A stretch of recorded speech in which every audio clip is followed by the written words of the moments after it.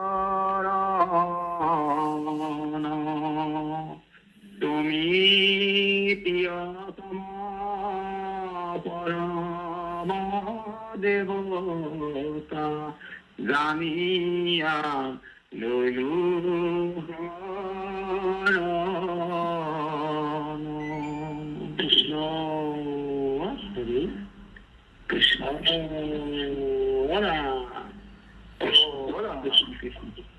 পৰম ভক্তিভজন মহামান্য ভজন বাপাই সমস্ত।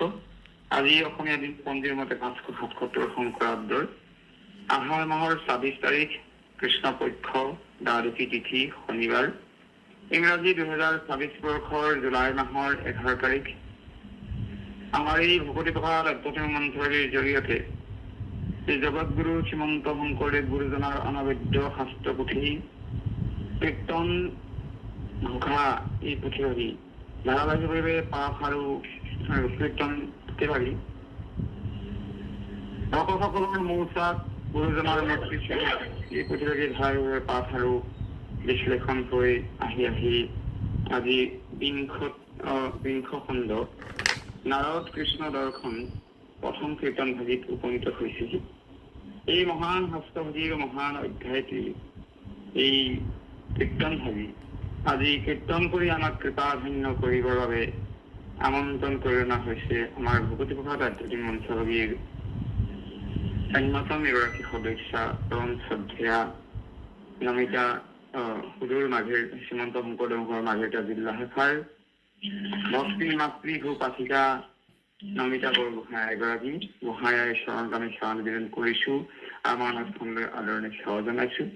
আৰু উক্ত পাঠভাগি সৰলীকৰণ কৰি ব্যাখ্যা কৰি আমাক কৃপাধন্য কৰিবৰ বাবে আমন্ত্ৰণ কৰি অনা হৈছে সুদূৰ গুৱাহাটী জিলা শাখাৰ পৰম ভক্তিভজন আমাৰ সু ব্যাখ্যাকাৰ সু আলোচক মহামান্য পৰম শ্ৰদ্ধাৰ ডক্টৰ দীপাংকৰ শইকীয়া প্ৰভুজনাক আমি শইকীয়াভূৰ দোকানী চৰণত শীৰ্ষে সেৱা নিবেদন কৰিছো আৰু আমাৰ অনুষ্ঠানলৈ আদৰণি সেৱা জনাই সমস্ত জনৰ দিনটো শুভ আৰু মংগল কামনা কৰি প্ৰীতি আৰু শুভেচ্ছা জনাই অনুষ্ঠান ভাগিৰ ভিতৰত চলাই আগবঢ়া হৈছে। কৃষ্ণ জয় জ্যোতি কৃষ্ণ। আমাৰ মহামহন্ত ভকতি প্ৰসাদ আধ্যাত্মিক মঞ্চভাগীৰ পৰম শ্ৰদ্ধাৰ শিৰৰ মুকুটস্বৰূপ সভাপতি ভক্তি ভজন আমাৰ সঞ্জীৱ দত্ত প্ৰভুজনাক আমি সভাপতি এখন ভাগি গ্ৰহণ কৰি আমাক কৃপা কৰিবৰ বাবে তাৰ দুখানি অভয় চৰণ কমলত দি থৈ সেৱা নিবেদন কৰিলো। কৃষ্ণ জয় গুৰু শংকৰ কৃষ্ণ কৃষ্ণ কৃষ্ণ কৃষ্ণ পৰম কৃপণ হিমানে পৱনবাবু চৰণ আমি ভাবিছো কৃষ্ণ কৃষ্ণ কৃষ্ণ কৃষ্ণ কৃষ্ণ কৃষ্ণ জয় গুৰু শংকৰ সৰ্বগুণাকৰ যাকে নাই পাম তোহাৰ ঈশ্বৰ নৰেণু হৰি পদ চিন্তনত হৰি গুণ কথনত হৰিৰ চৰিত্ৰ শ্ৰৱণত যতেক আনন্দ আছে ভজিলে জানিব পাছে কিবা এটা পঢ়িবনত।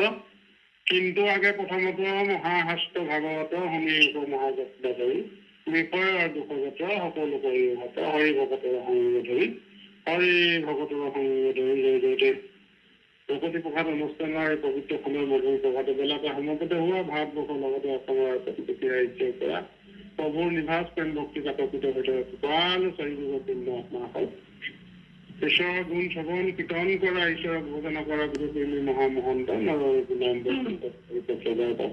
আপোনাৰ সত্যন্য বস্তু প্ৰকট পাব। আপোনাৰ সমস্ত গুণে ৰঞ্জিত হৈ আছে, ভক্তিত গদগদ হৈ আছে, ঈশ্বৰ কৃষ্ণ সবাৰ হৃদয় হৃদয় স্তুতি লৈ আছে। সবাৰ চৰণে চৰণে যিটো আমি সেৱা কৰিছো কৃষ্ণ কৃষ্ণ আদৰণ সেৱা কৰিছে আমি ভকতি প্ৰসাদৰ সমস্ত কাৰ্যকৰ্তা সমস্ত জনৰ চৰণলৈ সেৱা কৰিছো। আৰু লগতে আমি সেৱা কৰিছো আজি মধ্যমণি চৰণ আমন্ত্ৰণ কৰি অনা পাঠকীয়া হিচাপে আমন্ত্ৰণ কৰি অনা হৈছে মাৰ্কেটৰ জিলা শাখা ভক্তি মাতৃ কৃপালয় মাতৃ আই আমাৰ সকলো শ্ৰদ্ধাৰ পত্ৰ নমিতা বৰগোহাঁই এগৰাকী কৃষ্ণ কৃপালয় মাতৃ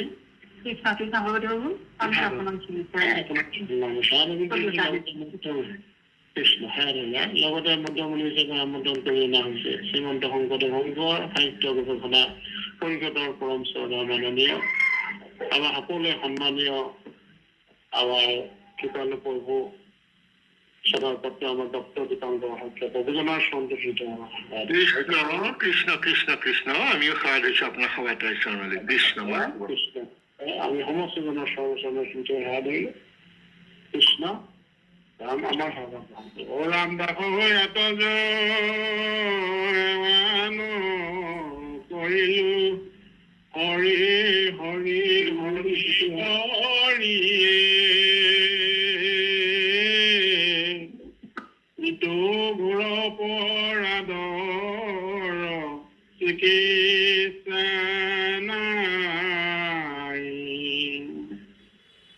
তুমি পুনঃ প্ৰভু সহজ কৃপালু হৰি হৰি হৰি হৰি শৰণ পকিলো ক্ষমিবে প্ৰভু জোৱাই শৰণ পকিলো ক্ষমিবে প্ৰভু জোৱাই কৃষ্ণ কৃষ্ণ হৰি হৰি কৰুণাময় ৰাম কৰুণাময় কৰে কৃপা জনসিত হয় কৰে কৃপা জনসিত মহামান্য সভাপতি কৰুণাৰ শৰণত আমি পুনৰায় সেৱা নিবেদন কৰি পৰম ভক্তিভাৱে অন্তিষ্ঠ বাদ্যই ক্ৰমে প্ৰহ্লাদ হইতে প্ৰভুজন পৰম শ্ৰদ্ধা ঘনকান্ত প্ৰসাৰী প্ৰভুজন দুইজনৰ শৰণত সেৱা নিবেদন কৰিলো কৃষ্ণ ভকতজন আহিছে লৈ লৈছো কৃষ্ণ কৃষ্ণ কৃষ্ণ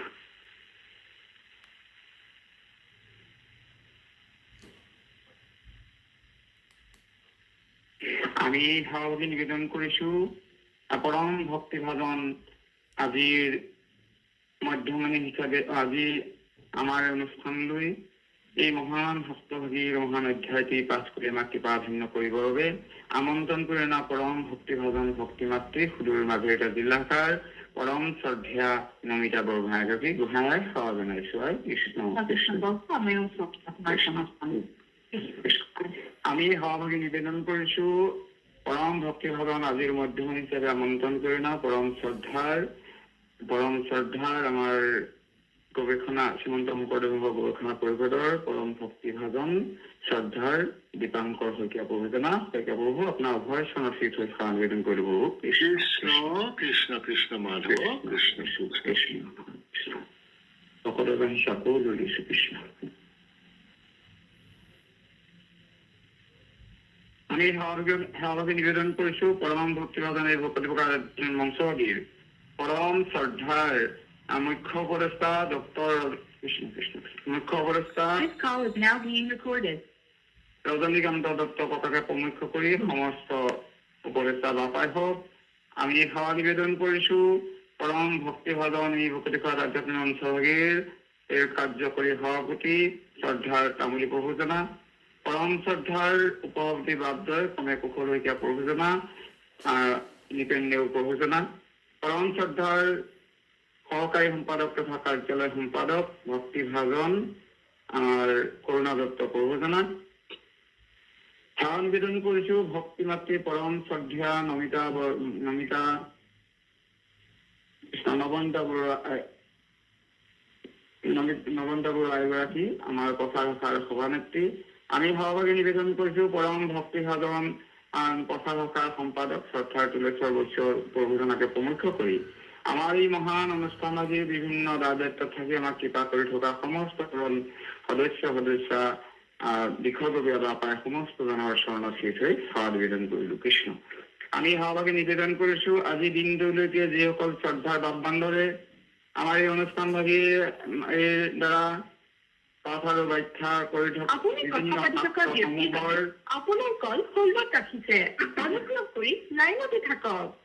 বিভিন্ন সময়ত পাঠ আৰু বিশ্লেষণ আসন অলংকৃত কৰি আমাক কৃপাধন্য কৰা আৰু লগতেই আমাৰ প্ৰতিটো দেওবাৰে বিভিন্ন বিষয়ৰ ওপৰত আলোচনা চক্ৰ অনুষ্ঠিত কৰোঁতে আমাক আলোচক হিচাপে অংশগ্ৰহণ কৰি কৃপাধন্য কৰা সমস্তজন পাঠক বিশ্লেষক আলোচক বাপাই হবৰ চৰণ কমলত সেৱা নিবেদন কৰিলো আমি এই সেৱা নিবেদন কৰিছো প্ৰভাতী পুৱাতে যিসকল শ্ৰদ্ধাৰ বান্ধৱী অতি কায় কষ্ট কৰি ভাৰতবৰ্ষৰ বিভিন্ন প্ৰান্তৰ পৰা বিভিন্ন জিলা শাখাসমূহৰ পৰা ভকতপ্ৰাণ বান্ধৱ সমস্তক আদৰি আনি আমাৰ এই অনুষ্ঠানভাগীত অৱগমন কৰোৱাই অনুষ্ঠানভাগী সংযোগ ঘটোৱাই কৃপা ভিন্ন কৰা সমস্তজন সংযোগী বাপাই হবৰ চৰণ কমলত শিৰি থৈ সেৱা নিবেদন কৰিলো। আমি লগতে সেৱা নিবেদন কৰিছো পৰম ভক্তি সদন যিসকল শ্ৰদ্ধাৰ বাপ বান্ধৱে আমাৰ অজ্ঞাতেই এই অনুষ্ঠানভাগীত অৱগমন কৰি থাকি আমাক কৃপা কৰি আছে, অনুষ্ঠানভাগী বৈষ্ণৱ বৃদ্ধি কৰি আছে, এৰা সমস্তজন বাপাই হবৰ চৰণ কমলত শিৰি থৈ সেৱা নিবেদন কৰি আমি আপোনাৰ হ'ব বাসন ধুখন দিবলৈ যাওঁতে পৰা সমস্ত অপৰাধৰ মৰিখন বিচাৰি আমি পৰম ভক্তি ভজন সভাপতি প্ৰভুজনাক পৰৱৰ্তী কাৰ্যসূচী আগুৱাই নিবৰ বাবে সেৱা নিবেদন কৰিলো। কৃষ্ণ জগত কৃষ্ণ কৃষ্ণ আমাৰ কৃষ্ণ কৃষ্ণ কৃষ্ণ কৃষ্ণ। আজি আমাৰ মধ্যমণি গোটালো আমাৰ সমস্তজনো আমাৰ গোহাৰি থাকি আপোনাৰ হ'ব কাষত থকা মোবাইল দি আপোনাৰ হ'ব নেট কৰি ৰাখিব। কৃষ্ণ কৃষ্ণ। আৰু আজি আমাৰ মধ্যমণি গোটালো আমাৰ নমিতা নাই মাধৱ পাঠকীয়াই কৃষ্ণ আপুনিও মহান আসনভাগ গ্ৰহণ কৰি আপুনি অনুষ্ঠান পালন কৰি নিজৰ কাৰণে সেৱাধনী লগতে আমাৰ সন্মানীয় আমাৰ সত্য প্ৰভু কৃষ্ণ কৃষ্ণ কৃষ্ণ মাধৱ আপুনি মহান আসন গ্ৰহণ কৰি অনুষ্ঠান ভাগ পৰিচালনা কৰিবৰ কাৰণে আমি আপোনাৰ দুই কৃষ্ণকে সেৱা কৰিছো। কৃষ্ণ মাধৱ তাই আগবাঢ়ক কৃষ্ণ। জয় গুরু শঙ্কর পরমগুণাকর যা কেরি নাহিকে উপাম তোহারি চরণ করে মুখটি বারিক পরিক্রমা বারিক পরিক্রমা জন্মাধারস্থলী ভকতি প্রকাশ পবিত্র মঞ্চভাগী সভাপতি কক্ষণা উপসভাপতির জয় উপদেষ্টা আমার অতিকে শ্রদ্ধা পিতৃতুল্য আমার দত্ত বহুজনা সম্পাদক দ্বয় আৰু প্ৰচাৰ শাখাৰ সভানেত্ৰী সম্পাদক হিচাপে মুখ্য কৰি বিভিন্ন প্ৰান্তৰ পৰা এই অনুষ্ঠানত উপবিষ্ট হৈ থকা সমস্ত কৃপালু বাপাই সভানেত্ৰীৰ চৰণত আমি সেৱা নিবেদন কৰিছো। আমি সেৱা নিবেদন কৰিছো এই অনুষ্ঠানত ইতিমধ্যে পাঠশাল ভৰলুকান এখন অলংকৃত কৰি আমাক কৃতাৰ্থ প্ৰদান কৰা সমস্ত কৃপালু বাপাই সমস্ত লগতে আলোচক বাপাই সমস্ত আৰু আজিৰ বিশ্লেষক আমাৰ অতিকে শ্ৰদ্ধাৰ মহামহন্ত আমাৰ শইকীয়া প্ৰভুজনাৰ চৰণলৈ আমি সেৱা ভাবি নিবেদন কৰিছো। আজি এই ভকতি প্ৰসাদ অনুষ্ঠানে আমাৰ শ্ৰীমন্ত শংকৰদেৱ গুৰুজনাৰ বিৰচিত বাংময় মূৰ্তি কীৰ্তন পুথিৰ বিংশ খণ্ডৰ নাৰদৰ কৃষ্ণ দৰ্শনৰ প্ৰথম কীৰ্তন ভাগি কীৰ্তন কৰিবৰ বাবে আমাক আজ্ঞা কৰিছে। আজ্ঞা পৰে ভক্তি আজ্ঞা নহলে তাৰ ভকতি, সেয়েহে আপোনাৰ খবৰ আজ্ঞা শিৰে লৈ আমি এই কাৰ্যসূচীভাগ পালন কৰিবৰ বাবে আগবাঢ়িছো। তাৰে প্ৰাক্ষণত আপোনাৰ খবৰ সমস্ত চৰণে চৰণে আমি মাধৱ মহাপুৰুষৰ পবিত্ৰ গোসা মানে আমাৰ সেৱা নিবেদন কৰো। কৃষ্ণ প্ৰভু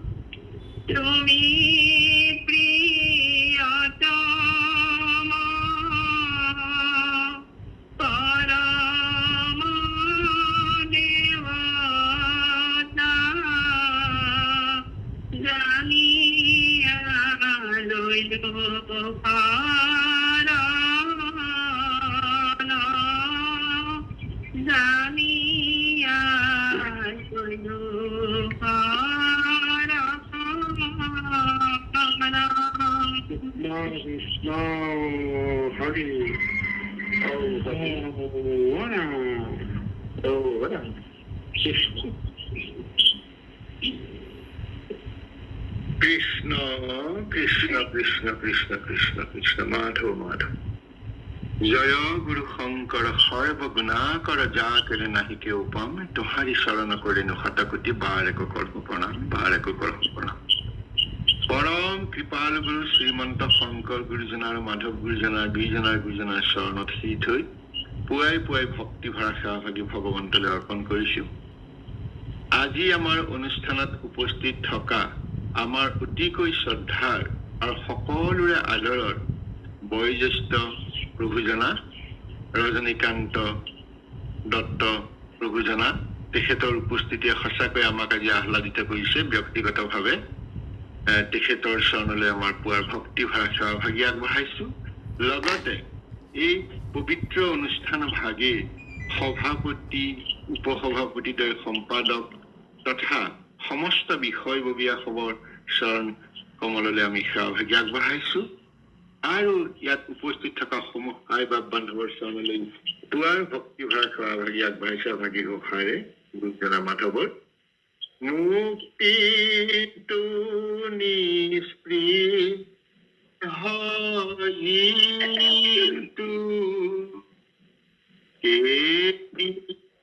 ভকত কনামু ৰস পাগু ভকতি সমস্ত মস্তকমণি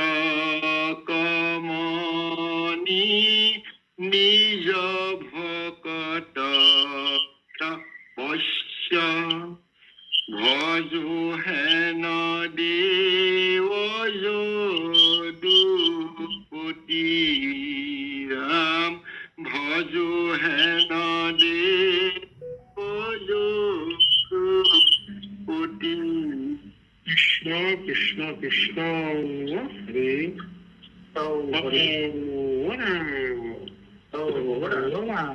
কৃষ্ণ কৃষ্ণ কৃষ্ণ হয় আজি আমাৰ আগত হয় কৃষ্ণ আই আপোনাৰ চৰণলৈ আমি সেৱা ভাগি আগবঢ়াইছো আজি পাঠকি ৰূপে থকা আমাৰ বৰগোহাঁই ভক্তি মাতৃ এগৰাকী আপোনাৰ চৰণলৈ আগবঢ়াইছো হয় আপুনি আগবাঢ়িব পাৰিব মই তাৰ আগতে এবাৰ হ'ব আপুনি আগবাঢ়ক মই কৈ আছো Krishna Madhav Madhav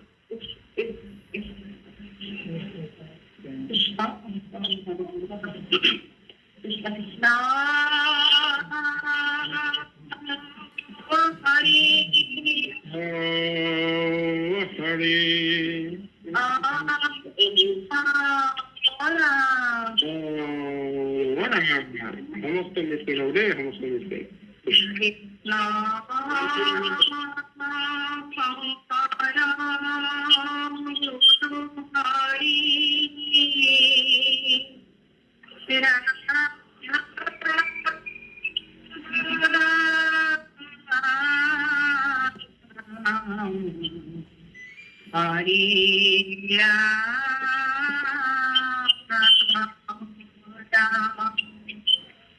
Shri Krishna Nama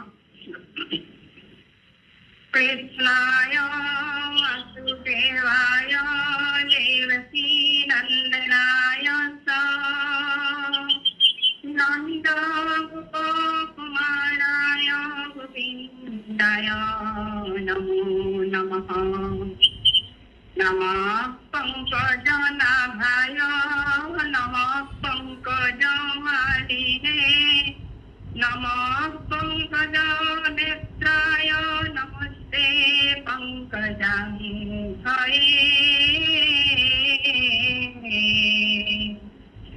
Vasudeva Sutam Krishnam Kansasanuramardhanam Devaki Hridayanandam Krishnam Vande Jagadguru Hare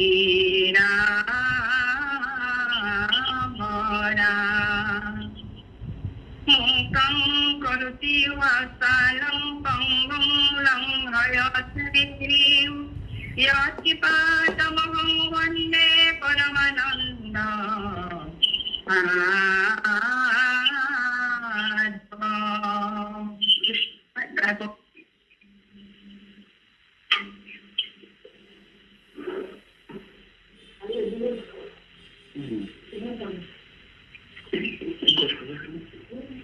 Krishna Krishna Krishna Krishna Krishna Krishna Krishna ও হরি ও ও রাম কৃষ্ণ হয় প্রভু আমি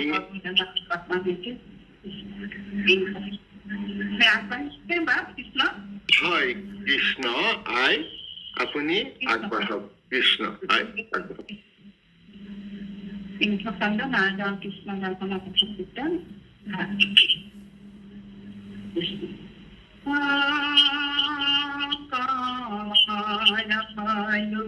Sana Nama Prabhu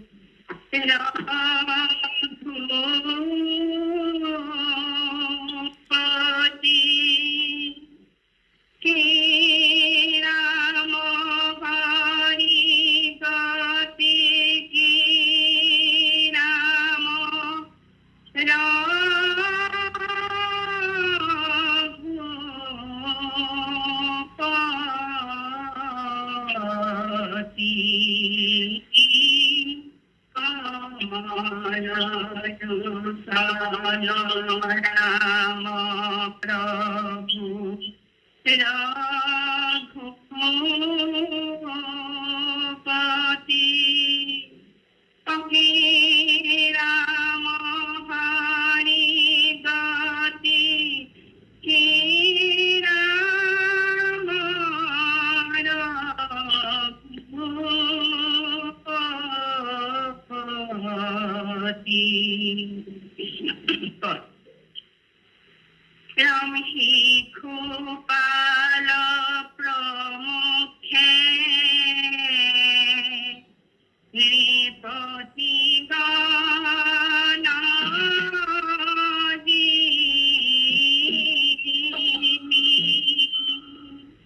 Bhishma Kadruhita Pari Anila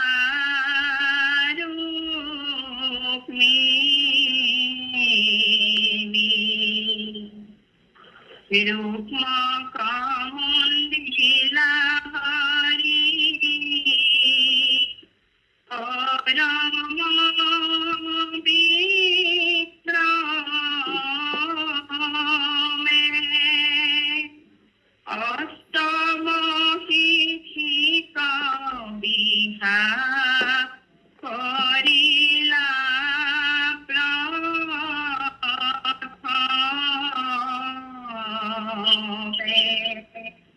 Krishna Krishna Krishna হাই আমি এনেকে এনেকে এভাগ এভাগকে আগবাঢ়ি যাব বিচাৰিছো কৃষ্ণ হয় কৃষ্ণ পাঠ হৈছে হয় কৃষ্ণ কৃষ্ণ মাধৱ মাধৱ জয় গুৰু শংকৰ হয় আমি আৰম্ভ কৰিবলৈ লৈছো মহাপুৰুষ কৃপালু গুৰু শংকৰ গুৰুজনাৰ বিৰচিত আৰু ভকতৰ জীৱন শাস্ত্ৰ স্বৰূপ এই মহা কীৰ্তন ভাগীৰ নাৰদৰ কৃষ্ণ দৰ্শনৰ প্ৰথম অধ্যায়টি আজি আমি ইয়াতে শ্ৰৱণো কৰিম আৰু আমি যিখিনি পাৰো সেইখিনিৰে আপোনালোকৰ আগলৈ অৱগত কৰিবলৈ প্ৰয়াস কৰিম হয় আপোনালোকে সকলোৱে জানে নাৰদৰ কৃষ্ণ দৰ্শনৰ কথা আৰু আমাৰ অতিকৈ শ্ৰদ্ধাৰ ৰজনীকান্ত দত্ত প্ৰভুজনাও আছে তেখেত অত্যন্ত বিজ্ঞ আৰু আমাৰ কাৰণে বৰ আদৰ্শনীয় পুৰুষ ব্যক্তি আৰু তেখেতৰ সন্মুখত ক'বলৈ আহি আমি অকণমান নিজেই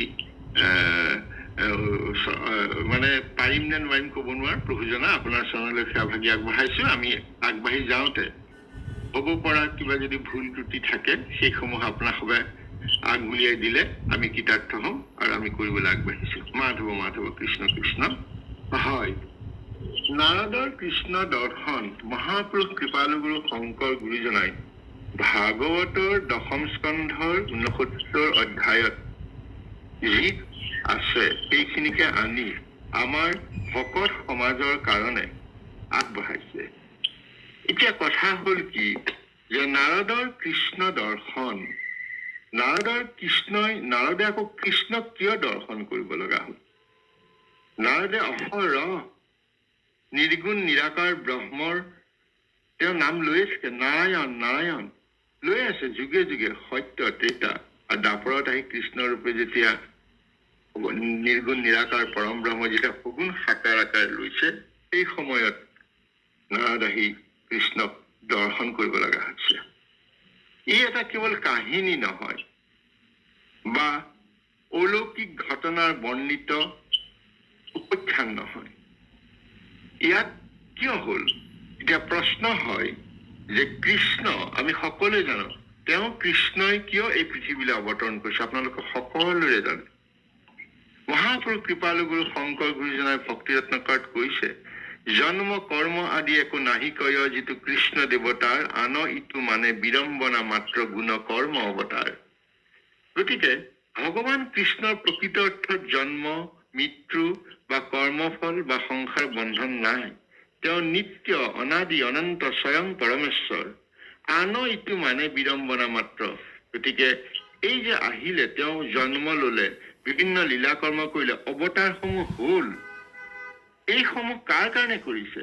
আমাৰ কাৰণে কৰিছে। যি ঈশ্বৰীয় লীলা বা মানৱ সদৃশ যি লীলা প্ৰকাশ কৰিছে কৃষ্ণই, সেয়া বিড়ম্বনা হৈছে তেওঁৰ কাৰণে, কিন্তু আমাৰ কাৰণে সেয়া হৈছে আশীৰ্বাদ স্বৰূপ। অৰ্থাৎ গুণ কৰ্ম অৱতাৰ, মাত্ৰ গুণ কৰ্ম অৱতাৰ। সৃষ্টিৰ পালন, সংহাৰ, ধৰ্ম সংস্থাপন, এইবিলাক উদ্ধাৰৰ কাৰণে, ভকতক উদ্ধাৰৰ কাৰণে তেওঁ নিজ ইচ্ছামতে অৱতাৰ হৈছে। গতিকে এনেধৰণে ভগৱন্ত কৃষ্ণ আমাৰ অৱতাৰিত হৈছে। আৰু নাৰদে এই কৃষ্ণৰ অৱতাৰত কৃষ্ণৰ যি লীলা, সেই লীলা অহৰহ দেখি আছে। কিন্তু আজি এই বিশেষ নাৰদৰ কৃষ্ণ দৰ্শনত কি কোৱা হৈছে? ইয়াৰ কথা হল যে এই যে কৃষ্ণই যি গাৰ্হস্থ্য জীৱন আৰম্ভ কৰিছে, সেইটো চাবৰ তেওঁ মন গল। আৰু নাৰদে দেখা নাই নেকি? দেখিছে। তেওঁ চাই, তেওঁ দেখি আমালৈ অৱগত কৰাইছে গুৰুজনাই এইটো কাৰণে যে কৃষ্ণই কেনেকৈ একে সময়তে 16,108 গৰাকী ৰাণীৰ প্ৰতিজনী গৃহত পৃথকে পৃথকে উপস্থিত হৈ আছে, এই কথাখিনি দেখুৱাইছে। আৰু এই কথাখিনি আমাক কৈছে যে ভগৱন্তৰ সময়, স্থান আৰু কোনো বিশেষ পদাৰ্থগতৰ সীমাৰ মাজত আবদ্ধ হৈ নাথাকে। অৰ্থাৎ তেওঁ একে সময়তে অসংখ্য ৰূপত প্ৰকাশিত হব পাৰে। দ্বিতীয়তে, গৃহস্থ জীৱনৰ আদৰ্শ কৃষ্ণৰ প্ৰতিগৰাকী পত্নীৰ সৈতে আদৰ্শ গৃহ হিচাপে আচৰণ কৰিছে। কৰবাত যজ্ঞ কৰিছে, কৰবাত সন্তানৰ সৈতে আছে, কৰবাত সভা পাতিছে, কৰবাত শুই আছে। ইয়াৰ দ্বাৰা আমাক শিকাইছে যে সংসাৰ ত্যাগতেই সীমাবদ্ধ নহয়। ঈশ্বৰৰ কেন্দ্ৰ কৰি বা ভগৱন্তক কেন্দ্ৰ কৰি গৃহস্থ জীৱনো পূৰ্ণ আধ্যাত্মিক হব পাৰে।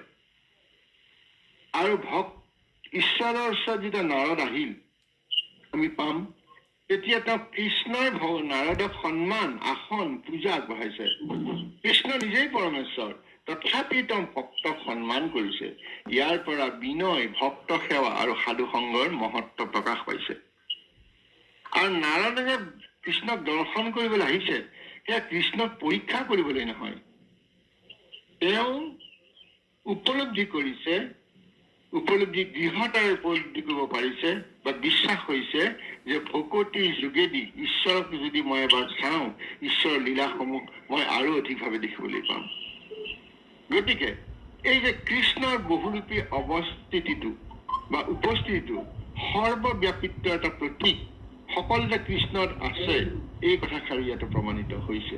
গতিকে এই আমি যি অধ্যায়ভাগি আজি আৰম্ভ কৰিছো, নাৰদৰ কৃষ্ণ দৰ্শন, ইয়াত আমি পাইছো কি যে সংসাৰৰ মাজতো ঈশ্বৰক কেন্দ্ৰ কৰি আদৰ্শ জীৱন যাপন সম্ভৱ।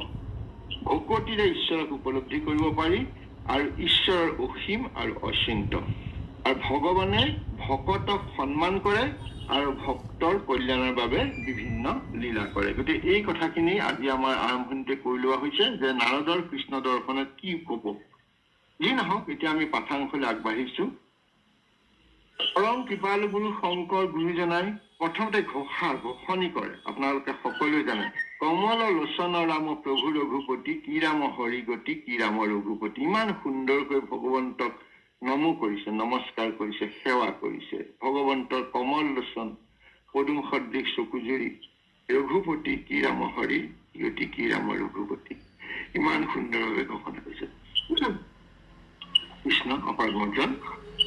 শিশুপাল প্ৰমুখ্য নৃপতিগণ যিনি, ভীষ্মক দুহিতা হৰি আনিলা ৰুক্মিণী। এতিয়া আমি সকলোৱে জানো যে ভগৱন্তৰ ৰুক্মিণীক যেতিয়া তেওঁ বিবাহ কৰিব লগা হল, আৰু সেই সময়ত তেওঁ আমাৰ বিদৰ্ভ দেশৰ ৰজা ভীষ্মকৰ কন্যা ৰুক্মিণীক নিবৰ বাবে, পলায়ন কৰিবৰ কাৰণে, পলাই লৈ যাবৰ কাৰণে, হৰণ কৰিবৰ কাৰণে আহিছিলে। যিহেতু তেওঁৰ বিয়া ককায়েকে দিব খোজা নাছিলে ৰুক্মবীৰে। গতিকে সেই শিশুপাল যি ককায়েক, সেই সকলৰ লগত তেওঁ যুদ্ধ কৰি ভীষ্মৰ দুহিতা হৰি আনিলা ৰুক্মিণী, সেই ভীষ্মৰ দুহিতা ৰুক্মিণীক তেওঁ হৰি মানে ইয়াত হৰণ কৰিলে, ভীষ্মৰ দুহিতাক হৰণ কৰি তেওঁ ৰুক্মিণীক আনিলে। ৰুক্মকো মুন্দিলা হৰি পৰম বিক্ৰমে, ৰুক্মকো মুন্দিলা, আমাৰ অপৰাধ হৈছে আমি শিশুপাল আগতে ককাই বুলি নহয়, ৰুক্মহে ককায়েক আছিলে, সেয়া শিশুপাল ৰজা আছিলে। শিশুপালকে বিভিন্ন ধৰি ৰজাই যুদ্ধ কৰিছিলে, ভগৱন্তক বাধা দিছিলে ৰুক্মিণীক নিয়াৰ কাৰণে পলুৱাই লৈ যোৱাত। গতিকে এই ৰুক্ম হৈছে ককায়েক। ৰুক্মক মন্দিলা অৰ্থাৎ মুণ্ডন কৰিলে। হৰি পৰম বিক্ৰমে, ভগৱন্তে পৰম বিক্ৰমে তেওঁক মুণ্ডন কৰিলে, তেওঁক চুলি কাটি দিছিলে। অষ্টমহিষিক বিহা কৰিলা প্ৰথমে। এতিয়া এই যে অষ্টমহিষিক বিহা কৰিলা প্ৰথমে, এতিয়া অষ্টমহিষিক বুলি কলে আমাৰ সকলোৰে জ্ঞাত কৃষ্ণই প্ৰথমতে কাক বিয়া পাতিছে? অষ্টমহিষী। আৰু সেই অষ্টমহিষী কোন? ৰুক্মিণী, সত্যভামা, জাম্বৱতী, কালিন্দী, মিত্ৰবিন্দা, নগ্নজিতি বা সত্যা, ভদ্ৰা আৰু লক্ষ্মণা। এই অষ্টমহিষীক প্ৰথমে বিয়া কৰায়। গতিকে এই অষ্টমহিষীক কেতিয়া বিয়া কৰায় সেই কথাখিনি আমি পাম। ৰুক্মিণীক হৰণ কৰি তেওঁ দ্বাৰকলৈ লৈ গৈছে, লৈ গৈ প্ৰথমতে তেওঁ এই অষ্টমহিষীক বিয়া কৰাইছে। এই অষ্টমহিষীক বিয়া কৰাত বা বিবাহ কৰাৰ আঁৰত কথাখিনি এনেকুৱা ধৰণৰ যে ৰুক্মিণীক তেওঁ প্ৰথমে বিয়া পাতিছে, তেওঁৰ প্ৰথম পত্নী ৰুক্মিণী। তাৰপিছত তেওঁ সত্যভামা, জাম্বৱতী, কালিন্দী এই সকলোকে বিয়া পাতিছে। এতিয়া ৰুক্মিণীক যে বিয়া পাতিছে ইয়াৰ অৰ্থ এনেকুৱা ধৰণৰ যে সকলো বাধা অতিক্ৰম কৰি কেৱল কৃষ্ণকে আশ্ৰয় দিছে। সেয়া আমাৰ লৌকিক দৃষ্টিৰে বিবাহ বা ভাল পোৱা প্ৰেম নহয়, অংগ কেলি নহয়, অনংগ কেলি। প্ৰতিটোতে দেখুওৱা হৈছে যে সকলো বাধা অতিক্ৰম কৰি ৰুক্মিণীয়ে কৃষ্ণক আশ্ৰয় লৈছে। আৰু সেইটো আমাক দেখুৱাইছে ভকতৰ বাবে একান্ত সপ্ৰেম ভকতিৰ এটা আদৰ্শ। ঠিক তেনেকে আমি দেখিছো তেওঁ জাম্বৱতীক বিয়া পাতিছে। জাম্বৱতীক যেতিয়া কেনেকে বিয়া পাতিছে সেয়া শ্ৰীমন্তকমণিত আমি পঢ়ি আহিছো। সেয়া হৈছে যেতিয়া জম্বুৱন্তই গম পালে এয়াই ৰাম, আৰু তেতিয়াই তেওঁ যেতিয়া সেই মণি দিলে, আৰু দিয়াৰ পাছত সত্য চিনাক্ত হোৱাৰ পিছত সম্পূৰ্ণ আত্মসমৰ্পণ। যেতিয়া ভগৱন্তক, সত্য মানে কি? পৰম সত্য ভগৱান যেতিয়া চিনি পালে তেতিয়া তেওঁক আত্মসমৰ্পণ কৰি জাম্বৱতী বিয়া দিছে। সত্যভামা সত্ৰাজিতে যেতিয়া আমাৰ শ্যামন্তমণি পঢ়ি আহিছে, আপোনালোকে শুনিছে, যেতিয়া নিজৰ ভুল স্বীকাৰ কৰি নিজৰ সত্যভামাক তেওঁ বিবাহ দিছে কৃষ্ণৰ লগত। গতিকে সেয়া হৈছে প্ৰেমময় সেৱা আৰু আন্তৰিকতা, অৰ্থাৎ ভকতৰ অন্তৰঙ্গ স্নেহভাৱৰ প্ৰতীক বুলি আমি ক'ব পাৰোঁ। ঠিক তেনেকৈ কালিন্দীক বিয়া পাতিছে। কালিন্দীয়ে কৃষ্ণক পুতি পাবৰ কাৰণে তপস্যা কৰি আছিলে, আৰু তেওঁক যেতিয়া কৃষ্ণৰ যিজনে লগ পালে তেতিয়া তেওঁ সুধে, তুমি কি তপস্যা কৰিছা? যে মই কৃষ্ণকেই পতিৰূপে, স্বামীৰূপে পাব বিচাৰিছো। গতিকে সেই তপস্যা আৰু অপেক্ষা আৰু ধৈৰ্য সহ ভগৱানৰ কৃপাৰ অপেক্ষা কৰিলে আৰু সেই কালিন্দীক বিয়া পাতিলে। মিত্ৰবিন্দা বিভিন্ন বাধাৰ মাজতো ঈশ্বৰক বাছি লৈছে। তেনেকৈ তেওঁ স্বয়ম্বৰ পৰা কৃষ্ণই মিত্ৰবিন্দাক লৈ আনিছে হৰণ কৰি। কি কাৰণে? যে ভাতৃসকলে বিচাৰিছিলে যে কৃষ্ণকে বিয়া পাতক, বা তেওঁ বিচাৰিছিলে। গতিকে বিভিন্ন বাধাৰ মাজতো তেওঁ ঈশ্বৰক বাছি লৈছে, মিত্ৰবিন্দাই বিয়া পাতিছে।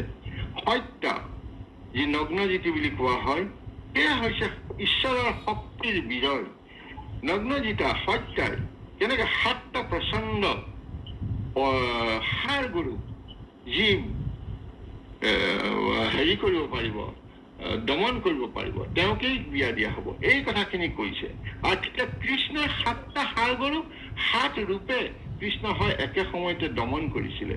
গতিকে সেয়া হৈছে ভগৱন্তৰ যি ধৰ্ম, বীৰ্য, শক্তিৰ বিজয় প্ৰতিপন্ন কৰিছে। ভদ্ৰাৰ ভাতৃসকলে কৃষ্ণক আনন্দেৰে আগবঢ়াই দিছে। গতিকে এই সৌম্য শান্ত আৰু সহজ ভকতিৰ প্ৰভাৱ আমি দেখিবলৈ পাইছো। ঠিক তেনেকে লক্ষ্মণকো তেওঁ স্বয়ংবৰত বিজয়ী হৈ তেওঁ লাভ কৰিছে। গতিকে এই অষ্টমহিষীয়ে যি তেওঁ বিবাহ পাতিলে, সেই অষ্টমহিষী বিবাহৰ যোগেদি কৃষ্ণই দেখুৱাইছে যে তেওঁ ভকতৰ অধীন আৰু ভকতক তেওঁ কি কৰে, তেওঁ ইচ্ছা পূৰণ কৰে।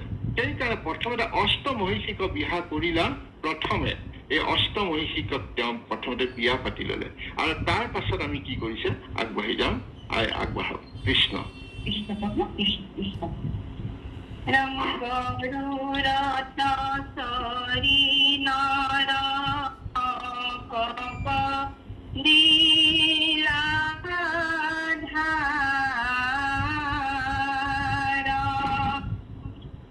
তাকমাৰি পাইলা কন্যা সুৰ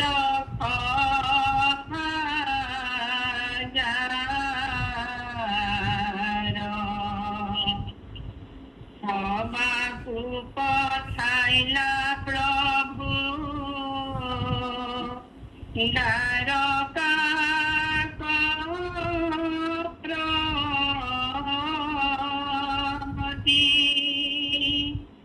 সত্যভামা কমে পাছে গৈলা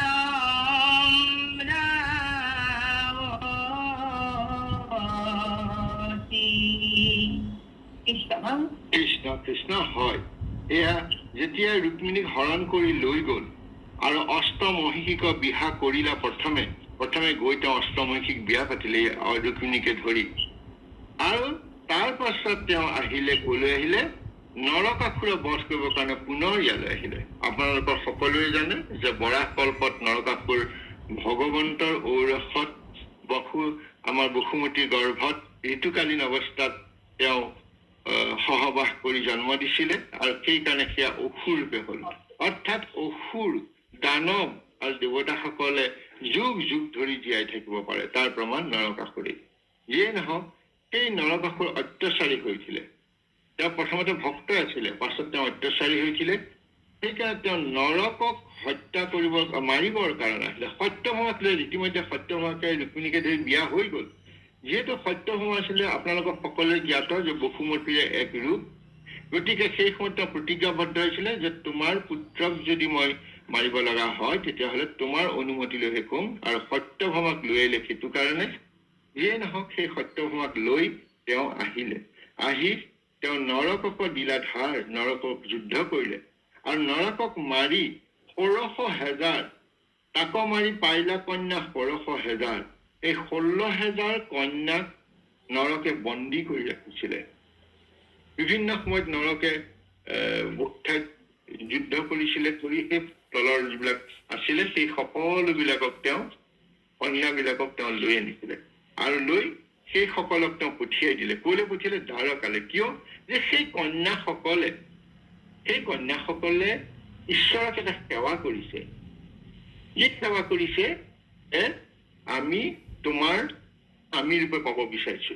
ইয়াতে কৃষ্ণৰ দয়া মমতাৰ কৃপাৰ কথা পোৱা যায়, যে তেওঁলোকে কৈছে ইমান বছৰ ধৰি আমি নৰকত বন্দী হৈ থাকিলো, গতিকে আমি পুনৰ ৰাজ্যলৈ গৈ আমাক কোনে বিয়া পাতিব, বা আমি কাৰ লগত থাকিম, আমাক লৈ চেই কৰিব। সেইকাৰণে তেওঁ কি কৰিলে, যে তেওঁ কলে হ'ব মই লম। এয়া হৈছে ভকতৰ প্ৰতি থকা কৃষ্ণৰ সপ্ৰেম ভকতি। সেয়া কোনো আমাৰ লৌকিক কামনা বাসনা নহয়, কিন্তু তেওঁ পঠিয়াই দিলে যে তোমালোক যোৱা, মই বিয়া পাতিম বুলি তেওঁলোকক দ্বাৰকালৈ পঠিয়াই দিলে। আৰু সত্যভামাৰ সময় পাছে গৈলে অমৰাৱতী, আৰু সত্যভামাৰ লগত তেওঁ অমৰাৱতীলৈ গল। অমৰাৱতী মানে ইন্দ্ৰৰ নগৰ, ইন্দ্ৰৰ চহৰলৈ গল। কিয় গল? যে সত্যভামাই বিচাৰিছিলে পাৰিজাত পুষ্প লাগে। কিয়? যে এবাৰ স্বৰ্গৰ পৰা পাৰিজাত পুষ্প আনি নাৰদে কৃষ্ণৰ হাতত দিলে। সুগন্ধি পাৰিজাত ফুলপাহ পাই কৃষ্ণই তেওঁ প্ৰথম মহিষী অতি প্ৰিয়তমা বুলি ভবা ৰুক্মিণীৰ মূৰত পিন্ধাই দিলে, আৰু ৰুক্মিণীৰ সেই গোন্ধ চৌদিশে বিয়পি পৰিলে ফুলৰ ৰুক্মিণী মূৰত থকা। আৰু সত্যভামাই তেতিয়া ভাবিলে ৰুক্মিণীকে ভাল পায়, গতিকে মোকো ফুল লাগিব, ফুল নহয় মোক গোটেই গছডালে লাগিব। গতিকে সেয়া প্ৰভুৱে সত্যভামাক কলে হ'ব মই তোমাক দিম। অৰ্থাৎ প্ৰভু ভকতৰ অধীন, ভকতে যি কয় তাকেই শুনিব। গতিকে সেইকাৰণে তেওঁ সত্য সময়ত এই নৰকক মাৰি বা নৰকক বধ কৰি তেওঁ অমৰাৱতীলৈ গ'ল আৰু গৈ কি কৰিলে, আগবঢ়াত দুভাগকে আগবাঢ়ি যাব কৃষ্ণ। অদিতি কদিলানিয়া অমৃত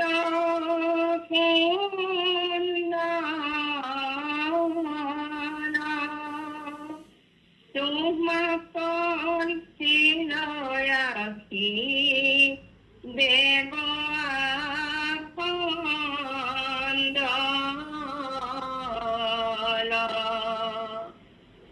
বাসবে সখিতে হৰি কহি কথা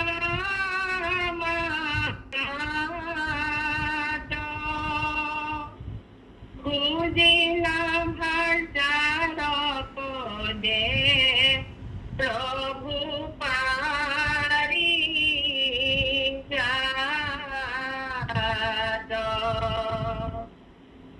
ইন্দ্ৰে নিদিমন্ত তাপ জানিলা মুৰাৰী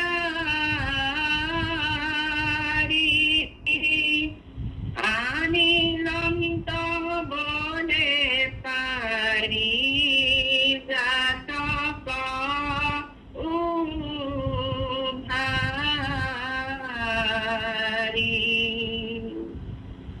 দেখি খেদিয়া ইন্দ্ৰে কৰিলা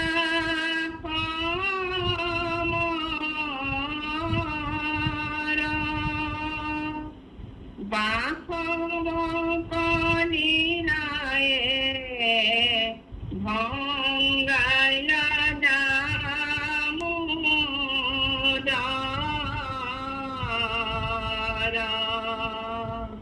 কৃষ্ণ কৃষ্ণ কৃষ্ণ কৃষ্ণ। হয়, আমি আগবাঢ়িব বিচাৰিছো আৰু কৃষ্ণ। অদিতিক দিলানিয়া অমৃত কুণ্ডল তোমাক অৰ্চিলে আহি দেৱ আখণ্ডল। যেতিয়া নৰকাসুৰ ইমানেই প্ৰতি আছিলে যে তেওঁ অদিতি, দেৱতাসকলৰ মাতৃ অদিতি, তেওঁ অদিতিৰ কুণ্ডল অৰ্থাৎ কাণৰ যি ফুলি সেয়া অমৃত কুণ্ডল বুলি কোৱা হৈছে। এতিয়া অমৃত কুণ্ডল মানে কি? দিব্য কুণ্ডল। অমৃত মানে ইয়াত দিব্য কুণ্ডল তেওঁলোকে পিন্ধা, সেয়া নৰকাসুৰে লৈ আহিছিলে আৰু নৰকাসুৰক বধ কৰাৰ পাছত নৰকাসুৰক জিনি সেই লৈ গৈ তেওঁ অমৃত কুণ্ডল অদিতিৰ হাতত অৰ্পণ কৰিলে। এতিয়া এই অদিতিৰ হাতত যে অৰ্পণ কৰিলে, ইয়াতে দেখুৱাইছে তেওঁ অসীম যি তেওঁৰ দয়া, তেওঁ কেনেকৈ কাক সন্মান কৰিব লাগে, ঈশ্বৰ হৈ তেওঁ কুণ্ডল ঘূৰাই দিছে। গতিকে সেয়া আমাক দেখুৱাইছে অত্যন্ত বিনয়ীভাৱে তেওঁ জয় কৰি সেই সম্পদ তেওঁ ঘূৰাই দিছে। যাক যেনেকে লাগে দিয়ে ভকতে, তেওঁ ভকতে ভকতৰ অধীন। তোমাকো অৰ্চিল আশী দেৱ আখণ্ডল, আৰু তোমাক ঈশ্বৰক অৰ্চনা কৰিলে আশী দেৱ আখণ্ডল। আখণ্ডল মানে আমাৰ ইন্দ্ৰ কোৱা হৈছে, অখণ্ডল যাক ভগ্ন কৰি শেষ কৰিব নোৱাৰি সম্পূৰ্ণ ঐশ্বৰ্যৰ অধিকাৰী বুলি যি ভবা হয় স্বৰ্গৰ, সেয়া হৈছে ঈশ্বৰ নহয়, সেয়া হৈছে ইন্দ্ৰ। গতিকে সেই ইন্দ্ৰই তেওঁক সেৱা কৰিলে। বাসৱে কহিতে হৰি কহি কথা মাত খুজিলা ভাৰ্যাৰ পদে প্ৰভু পাৰিজাত। বাসৱ মানে ইন্দ্ৰৰ লগত ভগৱন্তই কথা বতৰা পাতিছে আৰু পাতি কি কৰিলা যে ভাৰ্যাৰ পদে মানে ভাৰ্যাৰ কথা মতে, ইয়াত পদ বুজোৱা নাই বা চৰণৰ কথা বুজোৱা নাই। গতিকে ভাৰ্যাই যি বিচাৰিছে তেওঁ ইচ্ছা কৰিছে সেই পাৰিজাত পুষ্প দিম বুলি, বা পাৰিজাত পুষ্প তেওঁক দিম বুলি কথা দিছিলে, সেইটো কাৰণে ইন্দ্ৰক খুজিলে। কিন্তু গম পালে যে ইন্দ্ৰই সেই গছ দিব খোজা নাই বা সেই ফুল পাহি দিব খোজা নাই। সেইকাৰণে ইন্দ্ৰে নিদিলন্ত তাক জানিল মুৰাৰী, যেতিয়া ভগৱন্তই জানিলে যে ইন্দ্ৰই তেওঁক দিব খোজা নাই, আনি লন্ত বলে পাৰিজাত উভালি, পাৰিজাত বলে উভালি আনিছে। এতিয়া পাৰিজাত হৈছে কি এবিধ ফুল য'ত ইচ্ছা পূৰণ, দিব্য সৌন্দৰ্য, ঐশ্বৰ্য এই সকলো এটা প্ৰতীক স্বৰূপ এবাৰ পাৰিজাত ফুল বা পাৰিজাত ফুল পুষ্প গছ। আৰু সেয়া ঈশ্বৰৰ দৰকাৰ, ঈশ্বৰৰ তাতহে থাকিব লাগে। এই কথাষাৰ তাত ইয়াত সুন্দৰকে সেইকাৰণে উভালিলে আৰু সত্যভামাৰ যোগেদি সেইকাৰণে বিচাৰিছে আৰু সেইকাৰণে পলৰে আনিলে। দেখি খেদি আশী ইন্দ্ৰে কৰিলা সমৰ বাসৱক লীলাই ভংগাইলা দামোদৰ। আৰু যেতিয়া পাৰিজাত ফুল উভালি নিছে বুলি গম পালে ইন্দ্ৰই, তেতিয়া তেওঁ খেদি আহি কাৰ লগত যুদ্ধ কৰিলে? ভগৱন্তৰ লগত যুদ্ধ কৰিলে। বাসৱক লীলাই ভংগাইলা দামোদৰ। আৰু সেই ইন্দ্ৰক ভগৱন্ত দামোদৰে তেওঁ হৰুৱালে। কৃষ্ণ আগবাঢ়ক। কৃষ্ণ প্ৰভু মিট খোলতে আছে, মিট কৰি এগৰাকী কথা পাতি আছে, মিট কৰি লওক। মিট কৰি লওক দেই, মিট কৰি লওক। কৃষ্ণ প্ৰভু আগবাঢ়ক। রামলতি পলায় নবীন্দ্র তোমারা প্রসারে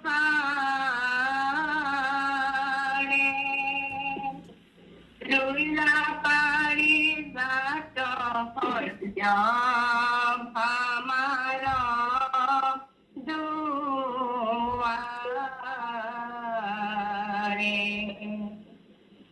পুরপহাগার কন্যা আনি ভিনে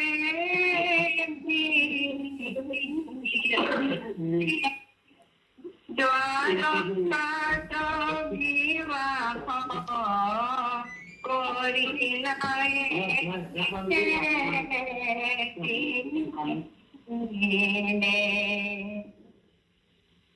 হিতু হব দিব্য পত্নী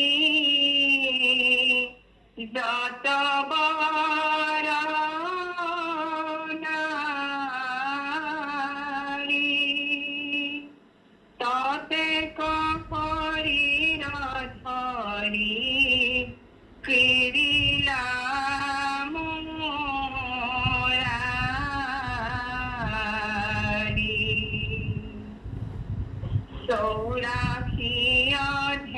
অধিক তের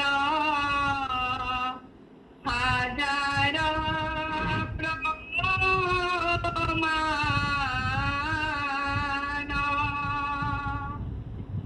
অলঙ্কৃত করি নিতে করাওয়া